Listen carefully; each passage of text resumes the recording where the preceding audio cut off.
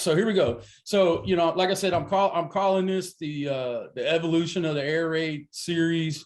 And of course, this is finding, attacking grass. And so the biggest thing for us is, what is finding grass? A lot of guys hear us air raid guys talk about finding grass, but what does it really mean? And, really what it means is that you understand the voids created by the defense when they drop into coverage. Okay. So that's what grass is. And I've done a bunch of videos on this, and I've seen a bunch of guys have this discussion. In my mind, there's two ways to kind of read defenses. You either read grass or you read people. And in my opinion, it's better to read grass because grass never lies. People, however, can lie. And it could be a guy, bluffing you, zone dropping you, or doing whatever. Or it could be just something as simple as kid didn't get the call in time.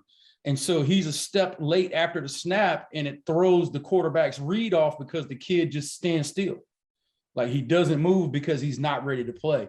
So I think those are two things that really can cause yourself to get in trouble when you read people. But that we've been reading people for years. But for me in the air raid, this is what I learned as far as reading grass.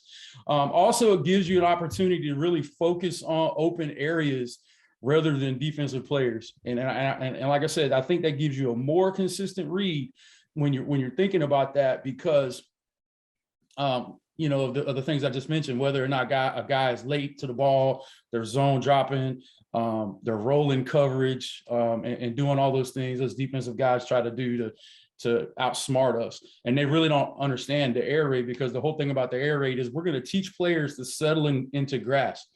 When you run a slant, you're not going to run that slant all the way through to your next problem. If there's grass, you're going to sit down in it. When you're running Y cross, when the Y comes over the middle of the field, if there's a big void, he's going to settle down in that grass.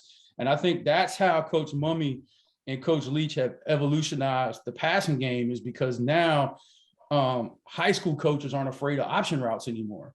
We're not afraid to teach kids to read on the run. One of our big plays at Hopton right now is we run a lot of choice in our 6-call game. We don't really run old school 4 verticals right now.